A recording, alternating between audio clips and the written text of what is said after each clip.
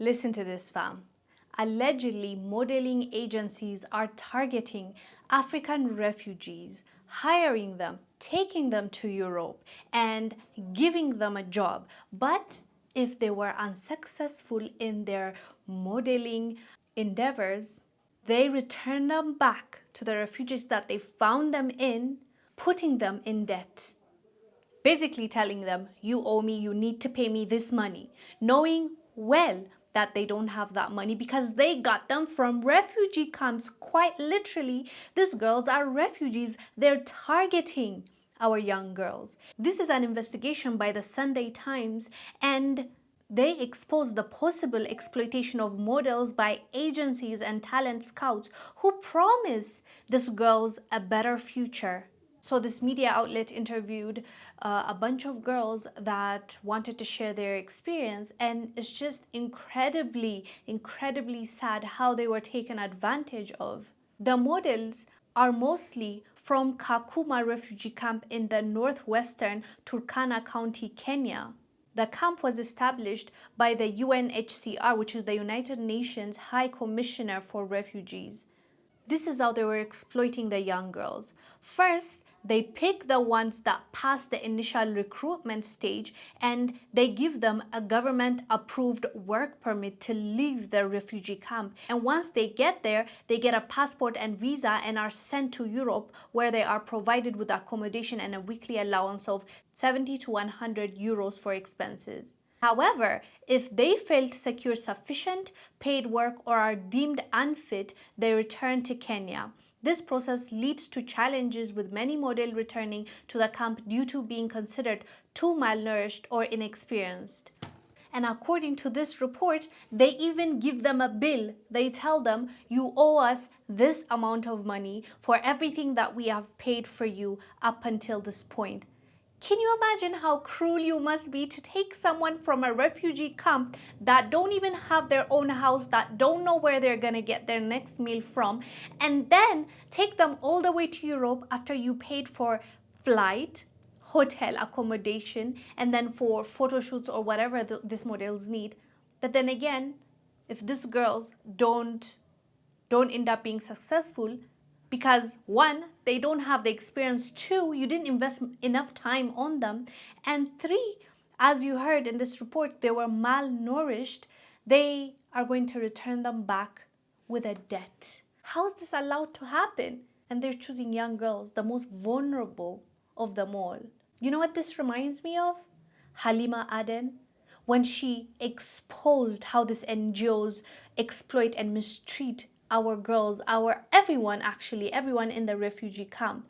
For those of you that might not know her, Halima Aden is a Somali American model, and she's only 23 years old. Halima first made headlines in 2016 when she was the first woman to wear a hijab in the Miss Minnesota USA pageant. So that was her come up. She's been on covers of huge magazines. So she was a big deal, and she is still a big deal. This girl has courage, you guys. She tagged UNICEF and United Nations and said, you owe my mother an apology. You owe every single child photographed without written consent an apology. She's talking about, she was born in a Kenya refugee camp before she went to the US. So she says that there were lots of pictures that were taken of her and other kids that were in the refugee camps for UNICEF, for them to, how they advertise to you guys on CNN, BBC, and say, help, give $1 and you can feed a kid for a year, those kind of ads.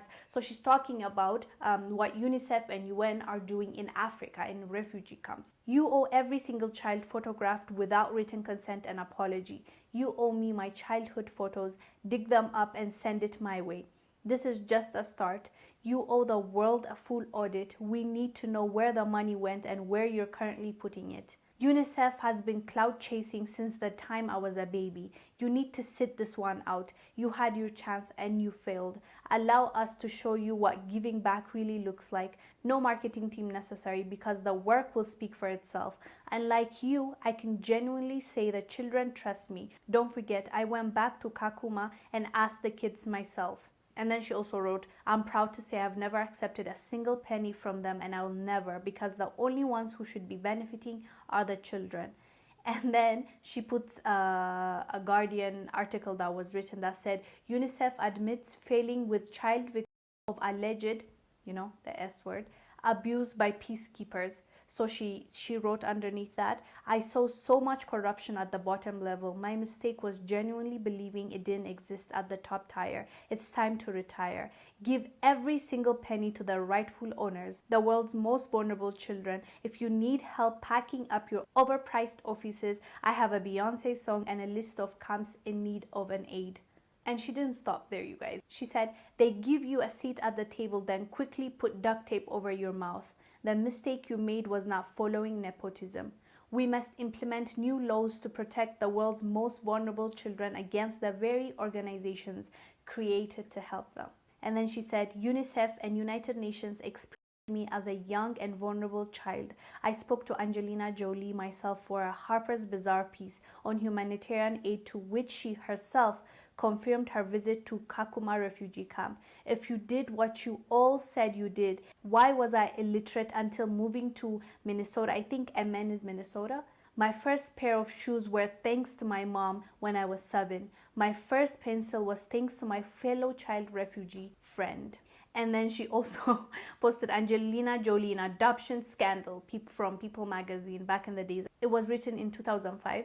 And she put shady, and then she wrote, my mother saved me from so many attempts of illegal adoption. Please don't be so dismissive and give the biological mom her day in court to speak her truth. I was there when they tried to take me away from my mother. I can confirm that where there's smoke, there is underlying truth. And then she continued about Angelina Jolie. She said, Miss Angelina Jolie, I was among the many children who helped you revamp your career and image. As a UN ambassador, please address this. You owe me this. You owe the world's most vulnerable children an explanation. That was a story I covered 2 years back on African Diaspora News Channel, and it's still happening even though this young girl exposed what has been happening and what happened to her. It's unfortunate because they know exactly what they're doing. They're targeting the most vulnerable, knowing that no one will hold them accountable. What a cruel thing to do. Anyways, fam, let me know down below what your thoughts are about how our young girls are being exploited in the name of giving them a job. I am Wongel Zelalem. I'll see you on the next one.